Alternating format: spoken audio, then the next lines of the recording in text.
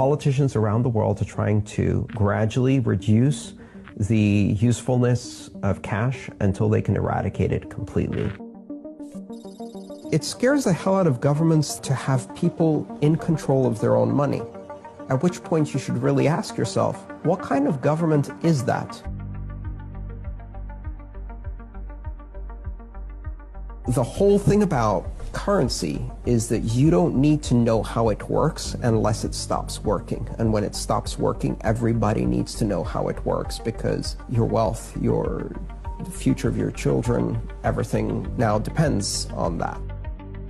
If we go to a future where digital cash is the only form of cash that exists, and I think we're heading in that direction very, very fast. I think within 20 years, people who grow up 20 years from now will never see cash unless they visit a museum. Cashless society. Cashless society. Cashless society. Cashless society. Cashless society. Cashless society. If we go to that future, digital cash, we're at a crossroads because we have to choose between two possibilities. One is digital cash that's run by corporations that act not only as intermediaries in all of our payments, but also act as deputized members of law enforcement for every government and or intelligence agency and or dictator who co-opts into their means.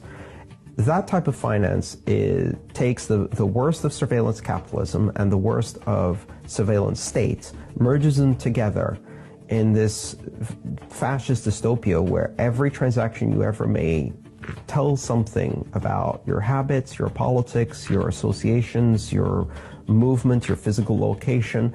On the one hand, all of this data gets collected and shared among all of the intelligence agencies and corporations, or leaked. And on the other hand, if the people in power choose to, they can decide to debank you overnight. They turn off the switch. Now imagine what happens if your bank account is shut down and cash doesn't exist. Well, you can't eat. You can't buy food. Done. You can't use transportation. You can't rent an apartment.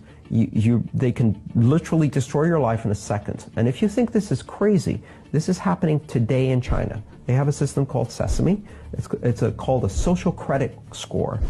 And they use your social media postings to give everyone a score as to how well they toe the line of political correctness to the doctrine of the Communist Party.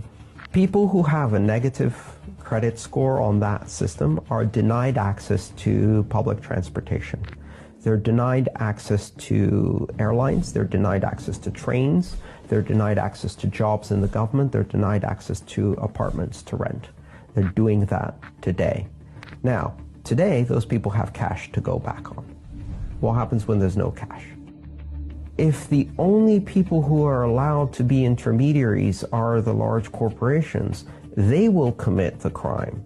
It's like if you want to rob a bank nowadays, the best way to do so is to have a banking license. Then you can rob the entire bank and or country with complete immunity or impunity. If you rob one person and steal 20 pounds from them, you're going to jail. If you rob 2 million people of their homes and mortgages, right, you're not going to jail. You're getting a 10 million bonus from the bank, and you're retiring in peace and quiet in the countryside. There are two ways to express power in this world, voice and exit. When voice is no longer sufficient, and sometimes even when it is, exit is a more powerful expression. And exit means get your money out of the system, get yourself out of the system, and reduce your exposure to the ridiculous system as much as you can. Bitcoin is a means to switch from expressing power through voice to exit. This is one of the things that can compete with banks. And banks really need competition, right? They're way too comfortable with their power and established systems. As I've said many, many times, the election choices facing Americans were a choice between blue Goldman Sachs and red Goldman Sachs. You can choose the color, but Goldman Sachs is still going to be in charge, and if you think your vote is going to make a difference, you're a fool. But in a broader sense, we live in a world that is very fragmented, where money faces borders, very hard borders, strict lines of demarcation between countries and currencies. And you have these national currencies that are badly managed by governments and banks in countries where there is very little difference between a government, a bank, and an organized crime syndicate. All three are the same. the governments are organized crime syndicates. And so what happens when they have a crisis is they take the entire population hostage with them. They shut down the borders. They create currency controls. You can't withdraw money from the ATMs. You can't exchange money for another currency. You go with the ship and sink down with it. Bitcoin is one of those things that actually offers a safe haven in that particular situation. But it also allows people who have never had a bank account to connect to a global financial system. And Bitcoin bypasses all of that. It gives everybody a currency that is open and global. That creates some very interesting conditions in the world. It allows us to create a kind of unified financial system that exists outside of the mandates of government, that is completely private and is very empowering for individuals. And so it scares the hell out of governments and banks. It scares the hell out of governments to have people in control of their own money, at which point you should really ask yourself, what kind of government is that doesn't believe in freedom of association, freedom of expression, freedom of commerce? That's more of an indictment of that kind of government than it is of Bitcoin. If your government is afraid of Bitcoin, you should ask yourself, what kind of government do I have? Creating a currency that does not belong to a nation seems weird at first.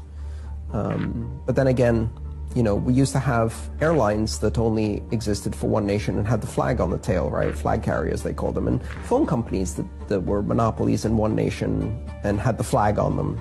And now that seems absurd. And I think within 20 years, the idea of national currencies as the only option will seem absurd. So Bitcoin is a currency that exists on the internet. That is created on the internet, that really serves the needs of the internet generation. It does not belong to any government. It's not controlled by any bank. Bitcoin isn't a company or product or a service. It's an internet protocol. It's a method of communication, just like we say the web or email, and that doesn't belong to anyone. It's a shared common public good on the internet. Bitcoin is a digital currency and payment system that is a shared good, and it is controlled collectively by the participants in the network.